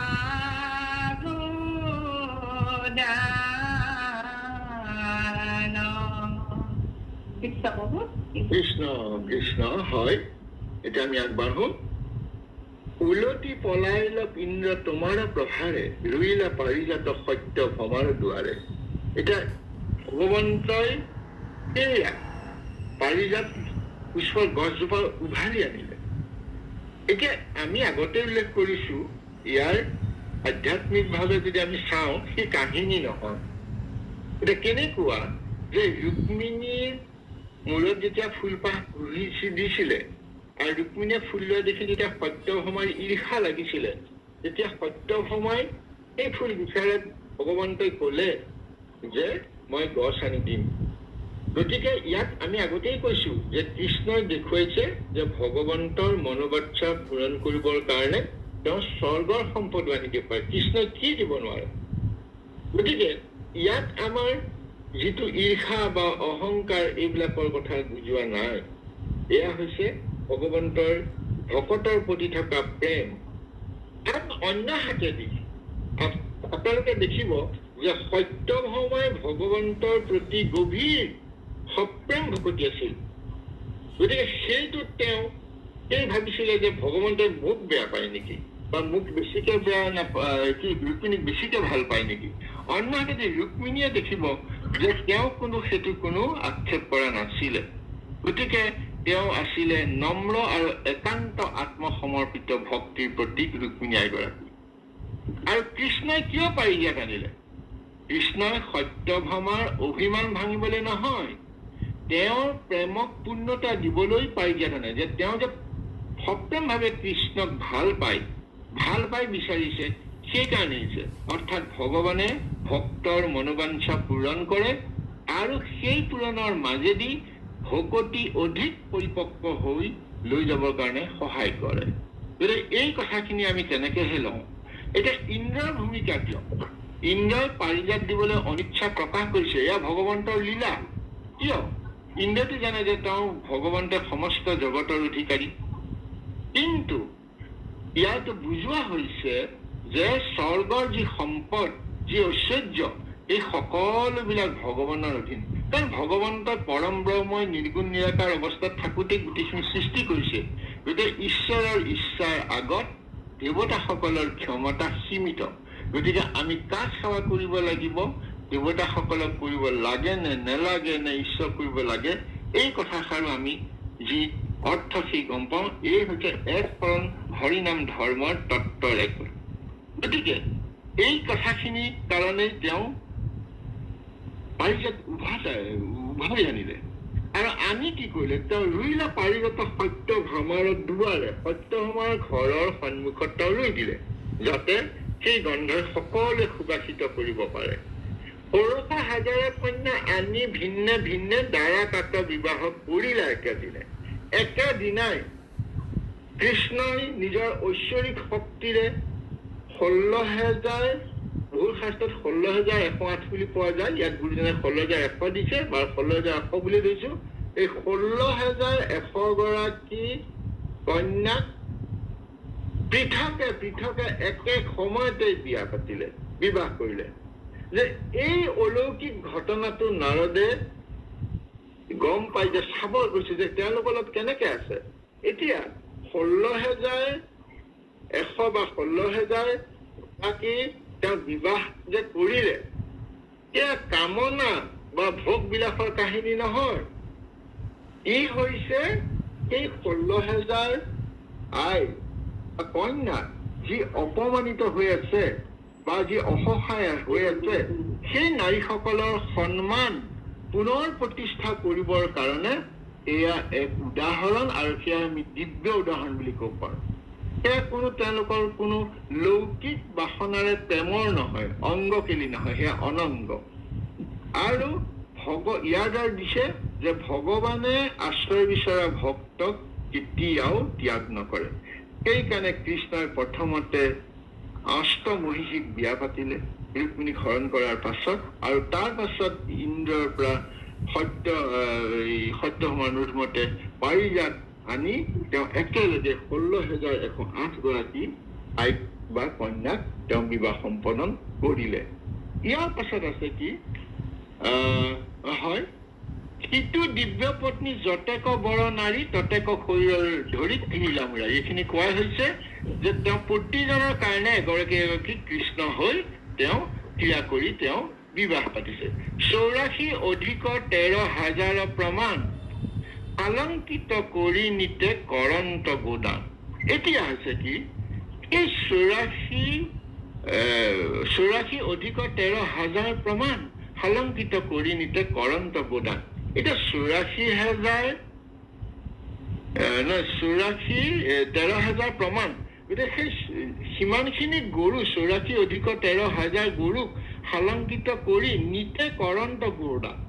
এতিয়া তেওঁ সদায় তেওঁ গোদান কৰি আছে নেকি? তেওঁ নিতৌ কৰি আছে নেকি? তেওঁ নিতৌ গোদান কৰি থকা নাই। ইয়াত নিতে শব্দটো আমাৰ বৈষ্ণৱ শাস্ত্ৰতে হওক বা ধৰ্মীয় শাস্ত্ৰত হয় যে নিতে মানে ব্যাকৰণগত ভাৱে, নিতে মানে প্ৰতিদিনে অভিধানিক হিচাপে, কিন্তু ব্যঞ্জনাৰ্থ ভাৱে যদি কওঁ, ব্যঞ্জনাৰ্থ ভাৱত হয়, নিহিত অৰ্থটো হৈছে উদাৰ ভাৱে, অৰ্থাৎ ভগৱন্তে উদাৰ ভাৱে সেয়া দান কৰিলে, আলংকিত কৰি সেই গৰু দান কৰিলে, গো দান কৰিলে।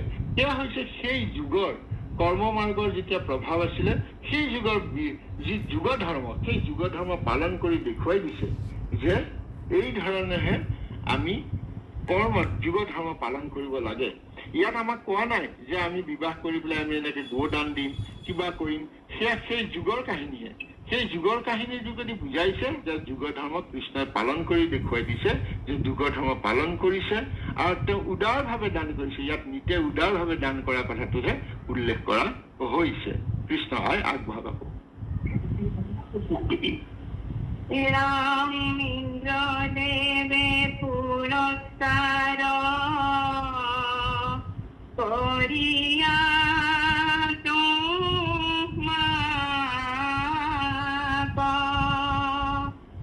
দ্বাৰকা কথাই দিলা সুধৰ্মা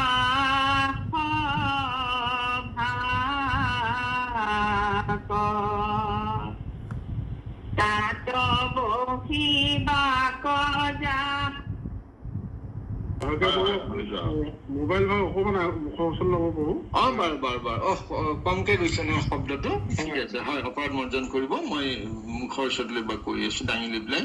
কৃষ্ণ, হয়, মাধৱ মাধৱ কৃষ্ণ কৃষ্ণ। এতিয়া ইন্দ্ৰই সেই সুধৰ্মা সভা পঠিয়াই দিলে। এই সুধৰ্মা সভা কি? এই সুধৰ্মা সভা হল ইন্দ্ৰই যত বহি তেওঁ কাৰ্য সম্পাদন কৰি থাকে, সেই দিব্য সভা। এই সভা কেনেকৈ হয় যে সেই সভাত জ্বৰ তাপ পীড়া ৰোগ একো নাথাকে আৰু তেওঁক যি মন যায় তাকে দিব পাৰে। এখন চলন্ত সভাৰ দৰে, এখন বাহনৰ দৰে, এখন মঞ্চ। সেই সুধৰ্মা সভা ইন্দ্ৰই পঠিয়াই দিলে। গতিকে ইন্দ্ৰই সেয়া পুৰস্কাৰ দিছে, অৰ্থাৎ দ্বাৰকাক পঠাই দিলা সুধৰ্মা সভা তাত চৰি বাক যাহা প্ৰত্যেক উৎসকে, আৰু সেইখনত বহি ভগৱন্তই ৰাজকাৰ্য সমাপন কৰিব। ভগৱন্তই আমাক ৰাজ্য শাসন কেনেকে কৰিব লাগে এই কথা ইয়াত দেখুৱাইছে।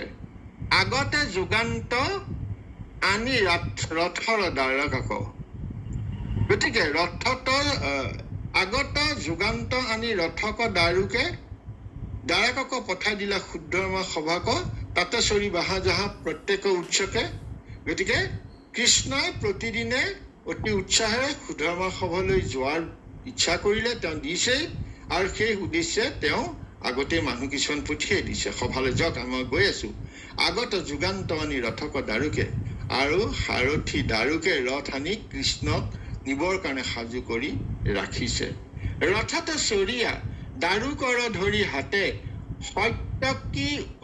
সাত্যকী উদ্ধৱ সমে বসন্ত সভাতে। এতিয়া সেই ৰথত উঠি দাৰুকৰ হাতত ধৰিছিলে মানে ৰথখন তেওঁ উঠি ললে, উঠি কেলে সাত্যকী উদ্ধৱ সমে বসন্ত সভাতে।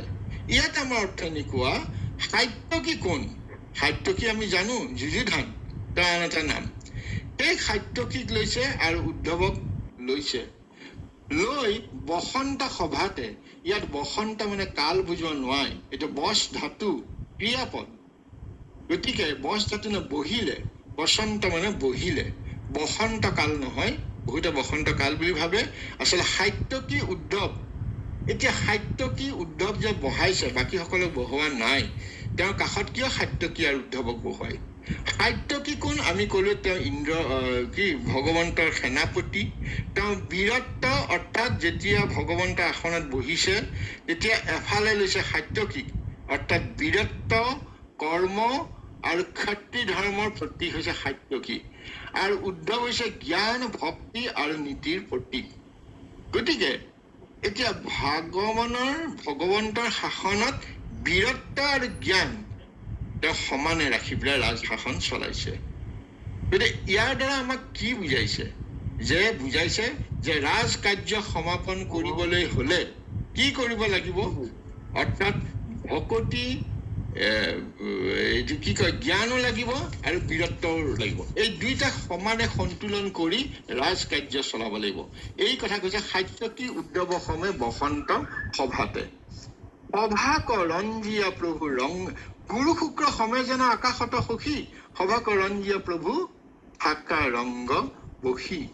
আকাশত যেনেকে বৃহস্পতি শুক্ৰ বিলাকে জিলিকি থাকে সূৰ্য চন্দ্ৰৰ লগত, ঠিক তেনেকে গোটেই সুধৰ্মা সভাখন জিলিকি আছে। গতিকে আকাশত চন্দ্ৰৰ ওপৰত এটি উজ্জ্বল তৰা থাকে, সেই আমি শুক্ৰ গ্ৰহ বুলি জানো। গতিকে তাত যেনেকৈ আকাশখনত দীপ্যমান হৈ থাকে, ৰাতিৰ আকাশখনত জিৰিকি তিৰবিৰাই থাকে, ঠিক তেনেকৈ ভগৱন্তৰ সভাখনো জিলিকি আছে। সভাক ৰঞ্জিয়া প্ৰভু ৰংগে থাকে বহি, এনেকে সভাক ৰঞ্জন কৰি অৰ্থাৎ গোটেই সভাখন দিব্য সভালৈ পৰিণত হৈছে। কৃষ্ণই আগবাঢ়ক। হয় হয়, একেবাৰে পঢ়ি দিয়ক, একেবাৰে পঢ়ি দিয়ক। কৃষ্ণ। দেখিয়া প্ৰণাময় সিটো সুধৰ্মা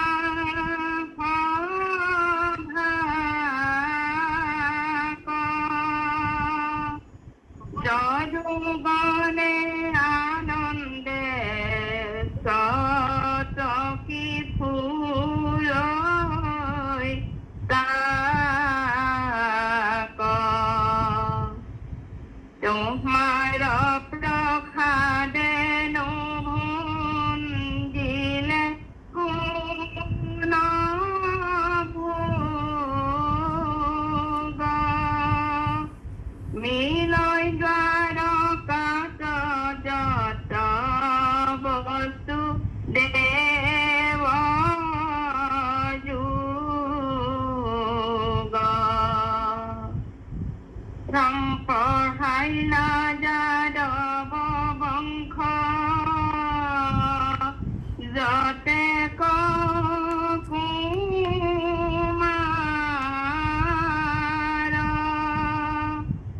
তাৰ সংখ্যা কহিবে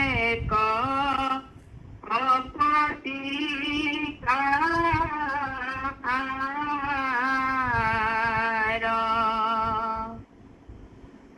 সম্বাৰ শুনিও পঢ়ুৱাও যাত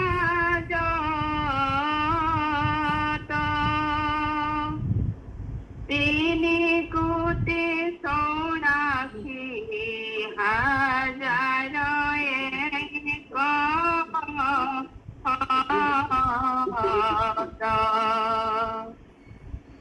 ভনিল শংকৰে শুনি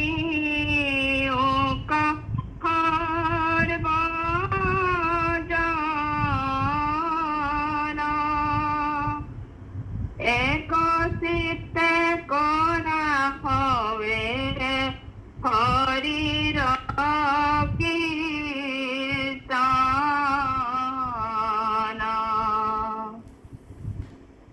আতপৰে ধৰ্ম নাহি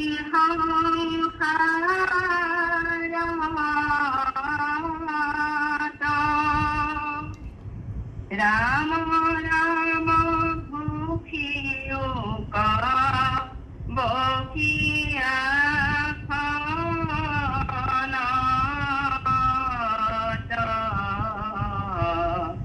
হৰি ৰাম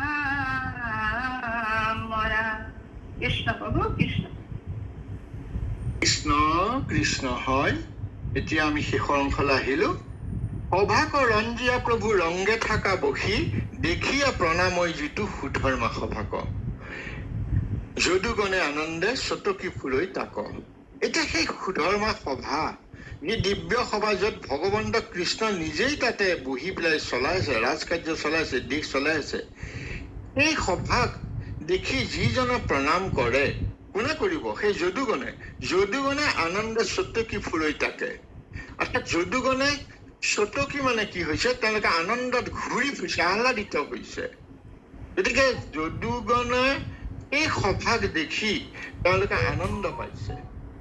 আৰু তোমাৰো প্ৰসাদে নুবুজিল কোনো ভাগে, এই দুইটা কথাৰ অৰ্থ আমি এনেকে ল'ব পাৰো যে যদুবংশত অৱতীৰ্ণ হোৱা ভগৱন্ত কৃষ্ণৰ আনন্দত যিজনে আত্মবিস্মিত হৈ উল্লাসেৰে ঘূৰি ফুৰে, আৰু সেই অৱস্থা কেৱল ভগৱন্তই কৃপা কৰাৰ কাৰণেই লাভ কৰিছে।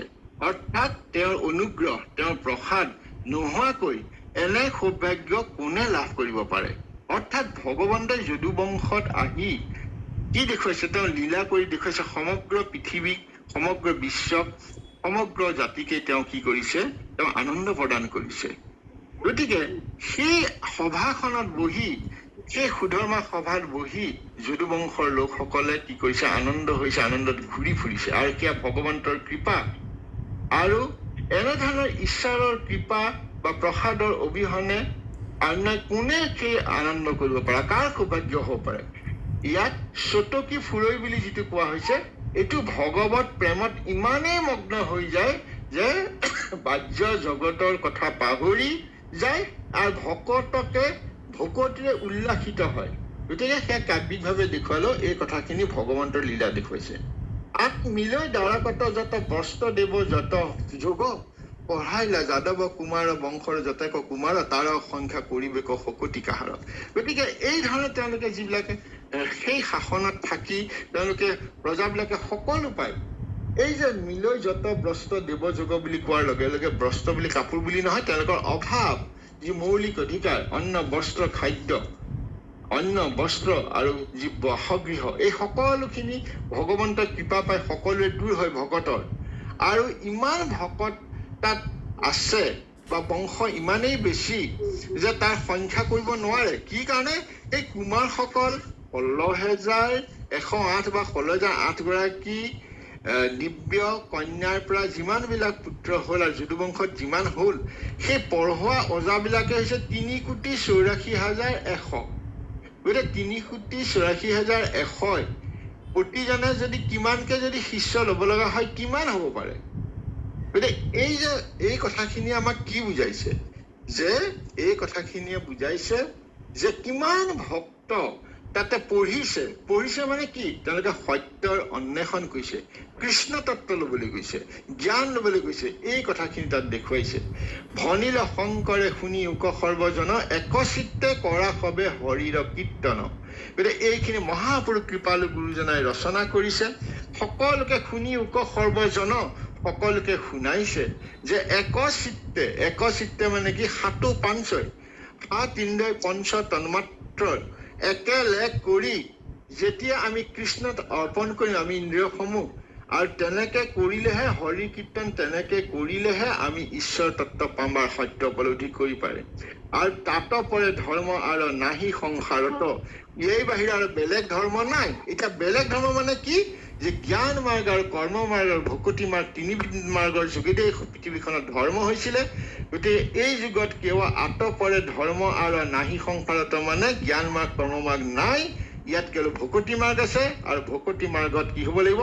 একচিত্তে কৰা সবে হৰিৰ কীৰ্তন। অৰ্থাৎ আমি কৃষ্ণটো স্বয়ং ভগৱান, এক শৰণ হৰিনাম ধৰ্মৰ এই ধ্বজা।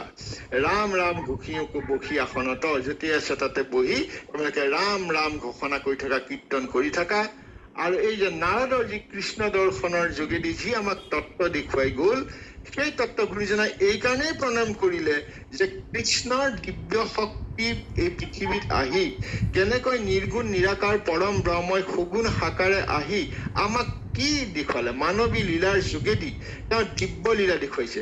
আৰু সেই দিব্য লীলাৰ যোগেদি আমি কৃষ্ণতে যে ভগৱন্তত শৰণ ল'ব লাগিব, আন ধৰ্ম পৰিহাৰ কৰিব লাগিব, এই সত্য ত্ৰেতা দাপৰত চলি অহা যি ধৰ্মক সেই নৎসাত কৰিবৰ কাৰণে যি পৰিৱেশ শৈলী ৰচনা কৰিব লাগিব, নহয় যুগ যুগ ধৰি যিটো মানুহৰ মাজত সংৰোপণ হৈছে তাক উভালি পেলাবৰ কাৰণেই এই কামখিনি ভগৱন্ত আহিছে, কৰিছে। আৰু গুৰুজনাই সেইখিনিকে ভাগৱত বাণী আমাৰ মাজত বিলাই দিছে, যাতে আমাৰ চিত্তত ঈশ্বৰৰ বাহিৰে অন্য কোনো স্থান নাথাকে। এইখিনিকে আজি আপোনাৰ খবৰ চৰণলৈ আমি আগবঢ়াইছো। হয়, আমি এইখিনি কৰোঁতে অনেক ভুল ত্ৰুটি হৈছে, আৰু আমি নিজে যেনেকে বুজিছো তেনেকেহে ক'বলৈ চেষ্টা কৰিছো। আৰু কৰোঁতে অনেক ধৰণৰ ভুল ত্ৰুটি নোহোৱাকে থকা নাই, হৈছেই। আৰু সেই সময় আপোনাৰ সবে এই ভুল ত্ৰুটি কৰা অপৰাধখিনিও মাৰ্জনা কৰিব। আৰু মাৰ্জনা কৰিলে আপোনাৰ সবে মাৰ্জনা কৰিলে ভগৱন্তই মাৰ্জনা কৰিব। অপৰাধ বিনাশন তজু নাম নাৰায়ণ, জানি নামে পখিলো শৰণে আনগতি নাহিকে মৰণে। অপৰাধ ক্ষমা কৰি তুমি দায়াশীল হৰি, মুখ ৰক্ষা কৰিও চৰণে, মুখ ৰক্ষা কৰিছনে। শ্ৰীমন্ত শংকৰ হৰি ভকতৰ জানা যেন কল্পতৰু, তাহান্ত বিনাই নাই নাই নাই আমাৰ পৰম গুৰু, আমাৰ পৰম গুৰু। আমি আপোনাৰ সবাৰ চৰণতে আমি সেৱাভাগী আগবঢ়াইছো। আৰু আপোনালোকে এইখন আমাক সুবিধা প্ৰদান কৰাৰ কাৰণে আমি সঁচাকৈ নিজকে গৌৰৱ অনুভৱ কৰিছোঁ আৰু আপোনালোকৰ পৰা আমি আজি শিকিম বুলি আৰু শিকিছোঁ আপোনালোকক ক'বৰ কাৰণে পঢ়োঁতেই শিকিছোঁ গতিকে এনেধৰণৰ এইখন সুযোগ দিয়াৰ কাৰণে আপোনাক আটাইৰ চৰণলৈ সেৱাভাগি আগবাঢ়িছোঁ আৰু অনুষ্ঠানটি সৰ্বমংগল কামনা কৰি ভগৱন্তৰ চৰণলৈ সেৱাভাগি আগবাঢ়িছোঁ কৃষ্ণ হৰি ঔ ৰাম কৃষ্ণ ৰাম প্ৰভু এই অনুষ্ঠানভাগ বহাই লওক তাৰপিছত আমি অনুষ্ঠান বহাই দিছোঁ সম্ভনীল শংকৰে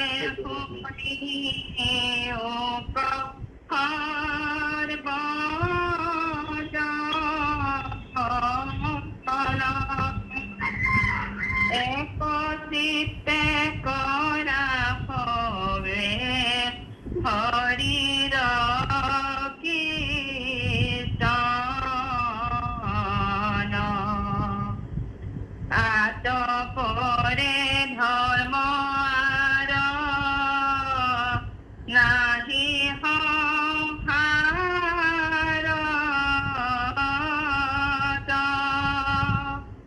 ৰাম ৰাম ভূষিও বখিয়া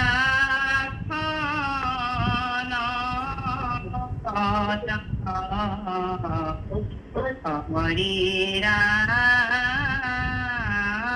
ৰাম কৃষ্ণ জয় ৰাম ৰাম জয় নাৰায়ণ নাৰায়ণ জয় কৃষ্ণ জয় জগৎগুৰু শ্ৰীমন্ত শংকৰ জগৎগুৰু শ্ৰীমন্ত কৃষ্ণ কৃষ্ণ হৰি হৰি ৰাম অপৰাধ বিনাশন তজুনাম নাৰায়ণ জানি নামে পখিলো ভৰণে আনগতি নাহিকে মৰণে অপৰাধ ক্ষমা কৰি তুমি দয়া শিল হৰি মোক ৰক্ষা কৰিও চৰণে মোক ৰক্ষা কৰিও চৰণে কৃষ্ণ কৃষ্ণ হৰি হৰি ৰাম শ্ৰীমন্ত শংকৰ হৰি ভকতৰ জানা যেন কল্পতৰু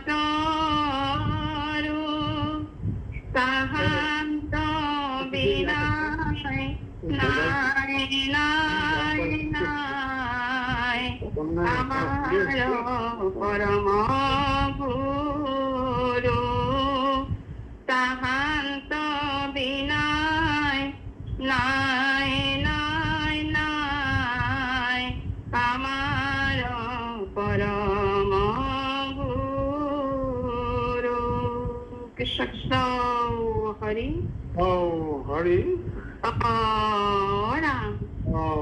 ৰাম কৃষ্ণ সৰাসৰি পড়াশোনাৰ পাশে সমস্ত আদি সকালে আদি অনুষ্ঠানটি আমাকে আজি কীৰ্তন কৰিবৰ কাৰণে চিন্তা কৰিছিলেন সেয়েহে আমি আপোনাৰ সময়ত আজ্ঞাখিনি লৈ এই কীৰ্তন ভাগি আগবঢ়ালো এইখিনি কৰিবলৈ যাওঁতে হয়তো আমাৰ কাৰ্য বাক্য আসনে গোপনে শব্দ ব্ৰহ্ম উচ্চাৰণ কৰি থোৱা অনেকখিনি অপৰাধ ঘটিছে সৰ্ব অপৰাধ আপোনালোকে নিশ্চিত পাবলৈ মৰিখন কৰিব বুলি আপোনাৰ সভাটো কাৰণে অভয় পদপংগত আমি সেৱাভাগি নিবেদন কৰিলো লগতে আজি বাখ্যাকাৰ আমাৰ শইকীয়া প্ৰভুজনাক আমি পুনৰ সেৱা নিবেদন কৰিছো তেখেতে অতি সুন্দৰতাৰে কীৰ্তন ভাগিত তেখেতে পাৱলিকৰণ আগবঢ়ালে আৰু আমি আপোনাৰ সবাৰ চৰণত নত কৰি মাধৱ মহাপুৰুষৰ যি পবিত্ৰ সুখাবনে পুনৰ সেৱাভাগি নিবেদন কৰিম কৃষ্ণ কৃষ্ণ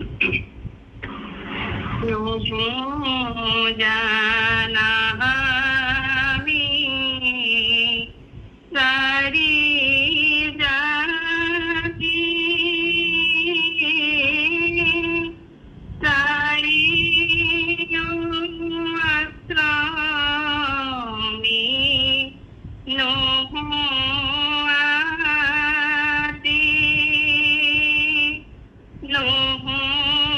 ধর্ম দান ব্রত তীর্থগামী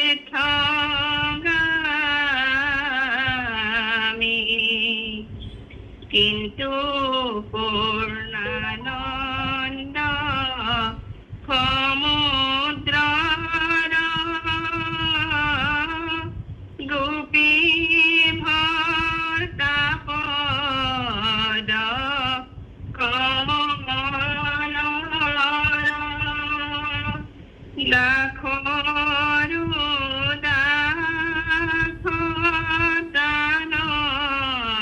দাখ ভইল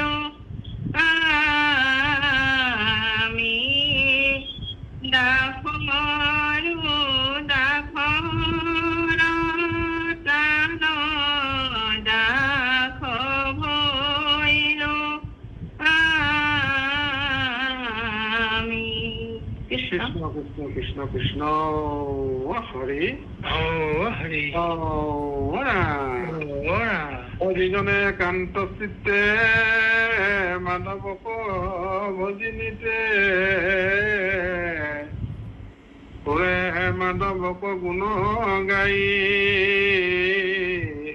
দুৰ্লভ অমৃত যেন যিজনে কৰিলে পান মধুৰবি বাকোৱাৰ নাই মধুৰবি বাকোৱাৰ নাই কলি নাম তাৰ আৰ আচৰিবে নাথাকিল কাম জনমে জনমে যিটো আৰাধি আছে হৰি তাহাৰ জীবন নাম আহে হৰি তাৰ কৃষ্ণ কথাতে উপযোগী যাও সিহে ভাগ্য অন্ত যাও কৰি গুণ যাওক গুণ যাও সন্মানীয় মুক্তি কৰি আই মুক্তি আমাৰ ভাগ্য থাকিলে আমাৰ নমিতা বৰগোহাঁই এগৰাকী আজি পুৱা বেলাতে মহান কীৰ্তন ভাৱ সুন্দৰভাৱে মৌলদীপ কণ্ঠে কীৰ্তন কৰি সমস্তজন কৃপালোপাত বান্ধৱাই মূৰ্তি সমস্ত শ্ৰৱণানন্দ দিলে আমিও ধন্য হৈছোঁ আপুনি ধন্য হৈছোঁ এইটো বহুদিন বহুবাৰ এইদৰে আপুনি এই অনুষ্ঠান ভাগ সদায় কৃপা কৰি আছে আৰু দিহা পৰামৰ্শ দি আছে তাকো পুনৰ এই অনুষ্ঠান ভাগলৈ আহি কৃপা কৰিব নিমিত্তে আপোনাৰ ওচৰলৈ আমি সেৱা ধৰিছোঁ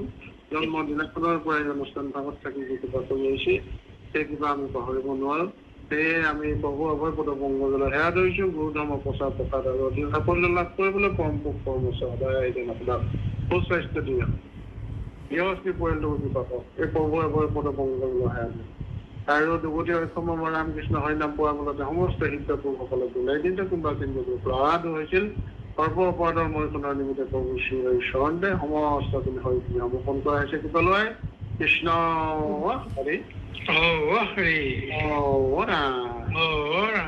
কৃষ্ণ আজি আমাৰ শইকীয়া প্ৰভু জনায়ো এই অনুষ্ঠান ভাগত সেৱা ধৰিছে আমি প্ৰভু অভয়পদ মংগল দেখা আশীষ ধ্বনি প্ৰদান কৰিব বিচাৰিছো কৃষ্ণ আমাৰ শইকীয়া প্ৰভু কৃষ্ণ কৃষ্ণ কৃষ্ণ কৃষ্ণ কৃষ্ণ হয় মহাভাগ্য অন্তৰে কলিত কীৰ্তন কৰে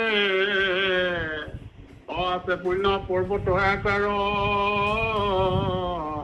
সৰ্বপ্ৰসন্নতাৰ পঢ়িলো হাৰতে হাৰ সিয়ে পাৰিলে সংসাৰৰ পাৰ সিয়ে পাৰিলে সংসাৰৰ পাৰ কলি যুগে নাম ৰূপে কৃষ্ণ অৱতাৰ সন্দেহ হ'ব জগতৰ নিষ্ঠাৰ সেইজনে আনৰ আকৌ পুণ্যকণে লেখে হৰি ভগতক পাইলে প্ৰাণ হান দেখে উপযোগী কৃষ্ণ প্ৰেম চিত্তে ধৰি ৰূপ জীৱন্তে কৃষ্ণক পৰ কৰিলো স্বৰূপ জীৱন্তে কৃষ্ণক পৰ কৰিলো স্বৰূপ আমাৰ সন্মানীয় শইকীয়া প্ৰভু জনাই আজি এই পুৱা বেলাতে প্ৰগতি প্ৰকাশ অনুষ্ঠানটিত নাৰদৰ কৃষ্ণ দৰ্শনৰ ওপৰত এই পাত্ৰী প্ৰথম কীৰ্তন ভাগৰ আজি সুন্দৰভাৱে আমাক এটি কীৰ্তন জন্ম গৈ প্ৰত্যেকটো শব্দৰ তাত্বিক দিশবিলাক দাঙি ধৰি আমাক কৃপা কৰিছে আগতে এইদৰে আমাক এই অনুষ্ঠানত দেওবৰীয়া অনুষ্ঠানত আহি তেৰাই প্ৰাসংগিকতাৰ ওপৰত বৰ সুন্দৰকৈ আমাক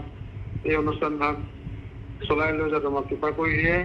বহু নজনা কথা আমি কৃপালু ভক্তজনৰ পৰা জানিব পাৰিছো। সেয়ে আমি প্ৰভুৰ অভয় পদপংকজলৈ সেৱা ধৰিছোঁ, যাতে প্ৰভুৱে সদায় গুৰু ধৰ্মৰ প্ৰসাৰত আৰু অধিক সাফল্য লাভ কৰিলে পৰমপুৰুষ সদায় কৃপা কৰি ৰাখক। ব্যস্তি পৰ্যন্ত বিচাৰগ্ৰস্ত হৈ কৃপা কৰক। এই প্ৰভুৰ পদপংকজলৈ সেৱা ধৰিলো। আকৌ পুনৰ এই অনুষ্ঠানলৈ আহিবৰ কাৰণে আমি ভকতি প্ৰসাদ অনুষ্ঠানৰ পৰা সেৱা ধৰিছোঁ। আৰু এই অক্ষয়পূৰ্ণ অক্ষয়পূৰ্ণ প্ৰভুৰ শব্দবিলাক বিলাই দিওঁতে যদি কোনোবাখিনিত অপৰাধো হৈছিল জানিতে সমস্ত আমি হৰিণে সম্পন কৰা হৈছে। কৃষ্ণ হৰি হৰি ৰাম শইকীয়া প্ৰভু কৃষ্ণ কৃষ্ণ কৃষ্ণ কৃষ্ণ উঠি অন্যান্য আসনলৈ সাধনৰ কাৰণে সেৱা ধৰিছে। কৃষ্ণ কৃষ্ণ কৃষ্ণ প্ৰভুৱে মাধৱ কৃষ্ণ এবাৰ সেৱা ধৰিব বিচাৰো গোহাঁয়ে। আমাৰ কালিলৈ দেওবাৰ আলোচনা চক্ৰ আছে। এই আলোচনা চক্ৰটিৰ বিষয়বস্তু হৈছে কীৰ্তন ঘোষাৰ সমন্ত শৰণৰ ভক্তি ধৰ্ম আৰু শৰণৰ মহত্ব। এই কথাখিনি বিষয়টিৰ ওপৰত আমাৰ আগবঢ়াবৰ কাৰণে সন্মানীয় আমি আমাৰ তিনিচুকীয়া জিলা শাখাৰ শ্ৰীমন্ত শংকৰদেৱ সংঘ তিনিচুকীয়া জিলা শাখাৰ সংস্কৃত সাধক পৰম শ্ৰদ্ধাৰ শ্ৰীযুত চিত্ৰ হাজৰিকা বাবুজনাক আমি স্মৰণ কৰি আনিছোঁ। অহাকালিলৈ আপোনাৰ সমস্ত জনৰে আমি আশীষ বিচাৰিছোঁ। আমাৰ হাজৰিকা বাবু আছে নেকি আমাৰ মাজত? কৃষ্ণ কৃষ্ণ কৃষ্ণ আমি সেৱা ধৰিছোঁ কৃপালু বাবু। অহাকালিলৈ আপুনি আমাক কৃপা কৰিব নিমিত্তে আপোনাৰ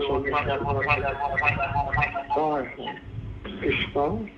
জয় গুৰু শ্ৰীমন্ত শংকৰ জয়তে অনুষ্ঠানৰ সভাপতিবাদ জনাইতে প্ৰমুখ কৰি উপবিষ্ট সমস্তজন বাপাইশ্যলৈ আমি সেৱা জনাইছোঁ। কৃষ্ণ।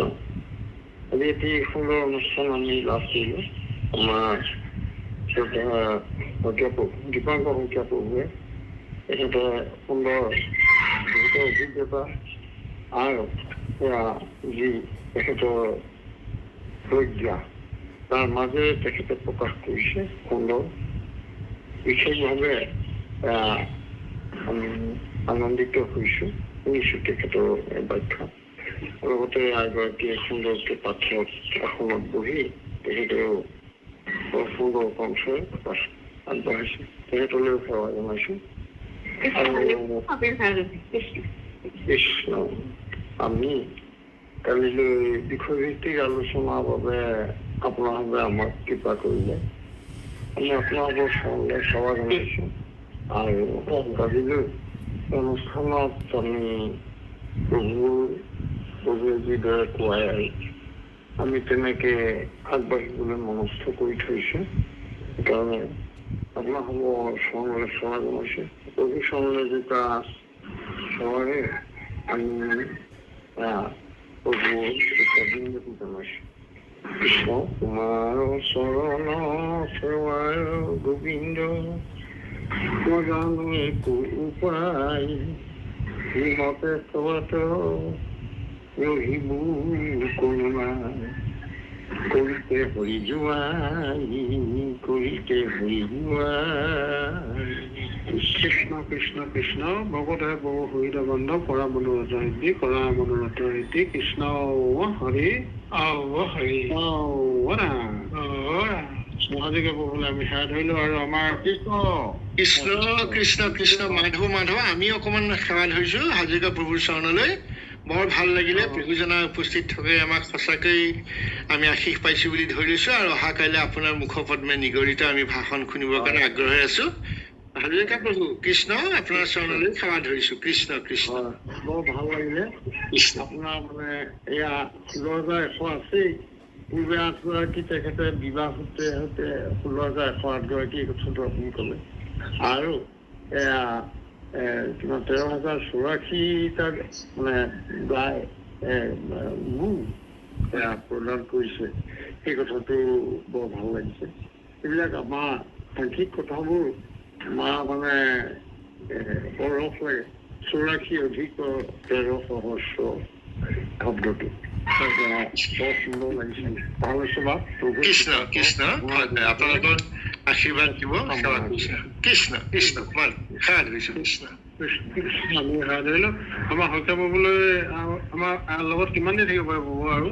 হয় কৃষ্ণ হয়, আৰু মই 5 মিনিটমান থাকিব পাৰিম, ইভাগী অনুষ্ঠান আছে মোৰ অকণ। কৃষ্ণ আমি তেতিয়াহ'লে বেছি দিবলৈ নকৰোঁ।